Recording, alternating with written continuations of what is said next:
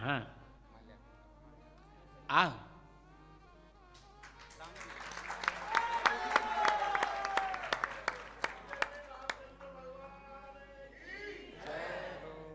आओ अरुण। इसको हटाओ तुम।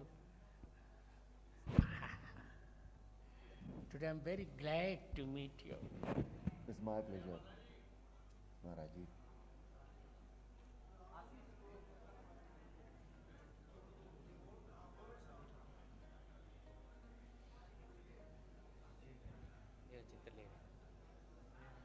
नहीं मैं कह रहा हूँ उधर से हट जाओ।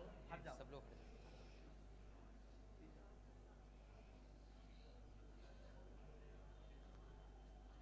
तुम अभिनय करते थे, 3 बंद आंखों से मुझे राम जी का स्वरूप दिखता था।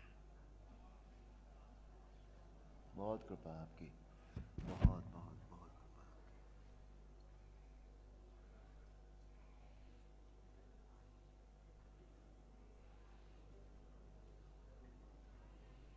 भले और लोगों ने अरुण को अरुण देखा हो, पर ये जब अभिनय करते थे तब इनमें राम जी का आवेश होता था।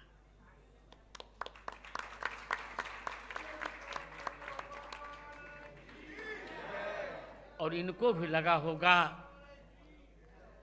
कि रामत्व, जब तक भारत में राम सापेक्ष राष्ट्रवाद नहीं होगा तब तक भारत के कल्याण की कल्पना नहीं की जा सकती। सत्य वचन, सत्य वचन। यदि कोई वो संवाद कंठस्थ हो राम जी का तो मैं दूंगा ही, कंठस्थ हो तो। जी जरूर। अच्छा मैं दे रहा। जैसी आप मैं अपने वक्तव्य में ही अरुण गोविल को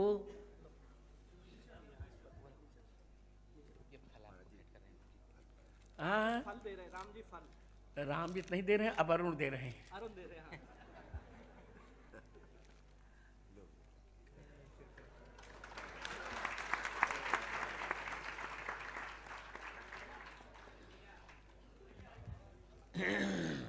अरुण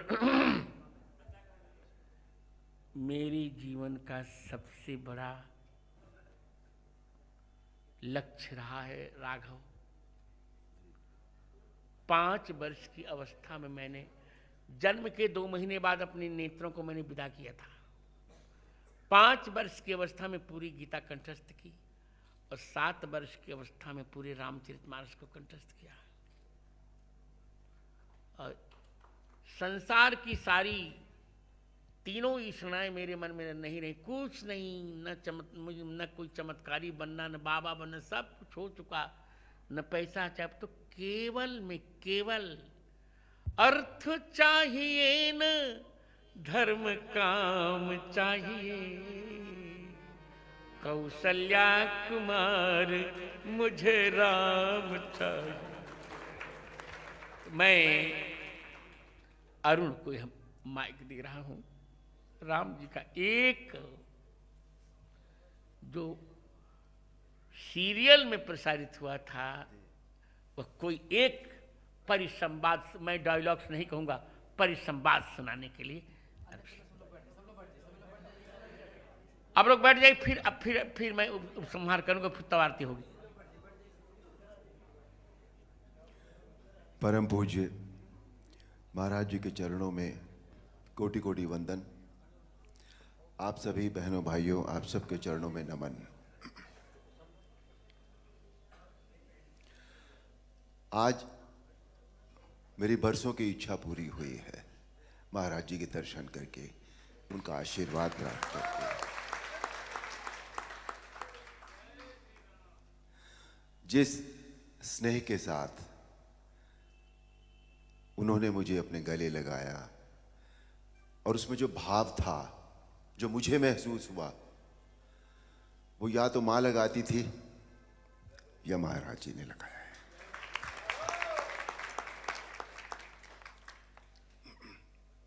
महाराज जी की आज्ञा हुई है रामायण का एक परिसंवाद सुनाने की।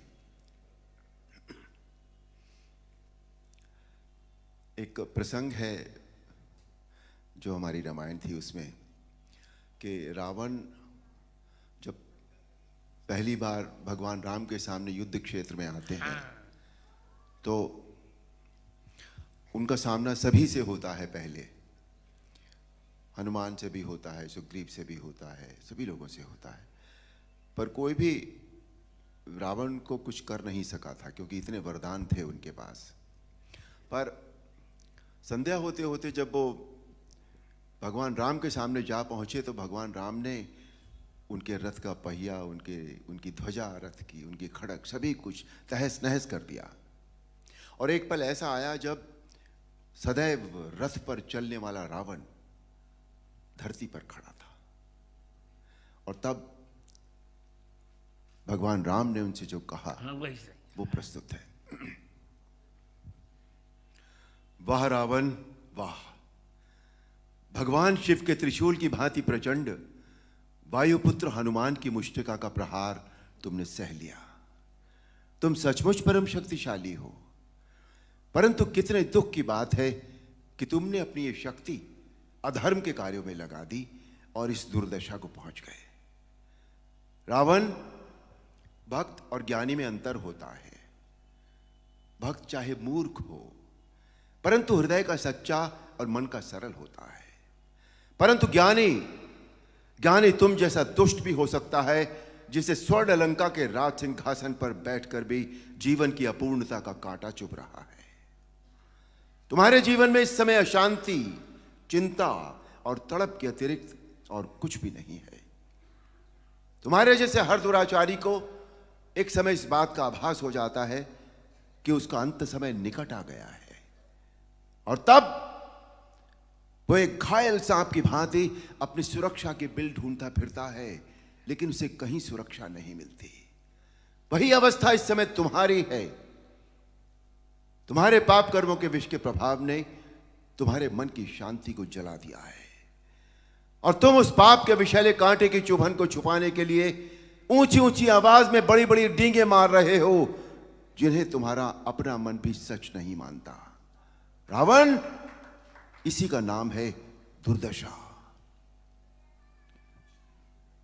रावण, युद्ध जीतने के लिए धर्म और आध्यात्मिक शक्ति की आवश्यकता होती है। पाशविक बल और अस्त्र शस्त्रों की गिनती से युद्ध नहीं जीते जाते। तुमने एक समय लक्ष्मण से कहा था कि तुम्हारे यहां कोई नीति, न धर्म की नीति होती है, न युद्ध की नीति होती है, परंतु हमारे यहां युद्ध का भी एक धर्म होता है। हम निहत्थे शस्त्रहीन शत्रु पर कभी वार नहीं करते। यह है रघुवंशियों की वीरता।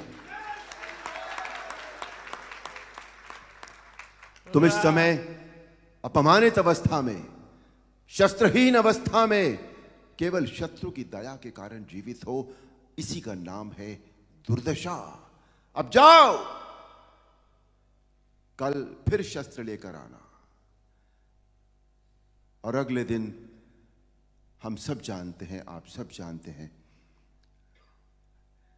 अन्याय पर न्याय की जीत हुई, अधर्म पर धर्म की जीत हुई, अनीति पर नीति की जीत हुई, और असत्य पर सत्य की जीत हुई। बोल सियापति रामचंद्र की जय। महाराज जी, आज मैं तुम्हें क्या दूं? महाराज जी, आपने इतना ही दूंगा। तुमने बंद आंखों से मैंने राम जी को देखा है, और तुम मेरे छोटे भाई से, तुम जान के बोल रहा हूं, आप नहीं बोल रहा हूं। यदि तुम चाहोगे तो जगत गुरु रामानंदाचार्य होने के नाते मैं तुम्हें राम मंत्र की दीक्षा अवश्य दूंगा। अहो भाग्य महाराज, अहो भाग्य स्वामी। बैठिए बैठिए, 2 वाक्य बोल के फिर विश्राम होगा। जो वाक्य अरुण जी ने आज राम जी का जो परिसंवाद सुनाया, उसका श्लोक है वाल्मीकि रामायण का। प्रयाहि जानामि, बहुत अच्छे। प्रयाहि जानामि रणार्दितस्तुम। इसी का परिसंवाद सुना रहे थे। प्रविश्य रात्रिंचर राजलंका आश्वस्य निर्याहि रथी च धन्वी तदा बलम प्रेक्षसि मे रथस्थ। और अब यही बात प्रया ही रावण लौट जाओ, जाना में रणार्थ तुम, मैं जानता हूं तुम युद्ध में थक गए हो, जाओ प्रविश्य हे रात्रिंचर राज राक्षस राज लंका में प्रवेश करके आश्वस्त थोड़ा विश्राम करके रथ लेकर धनुष लेकर फिर युद्ध में आओ और फिर मेरा बल रणांगण में देख लेना।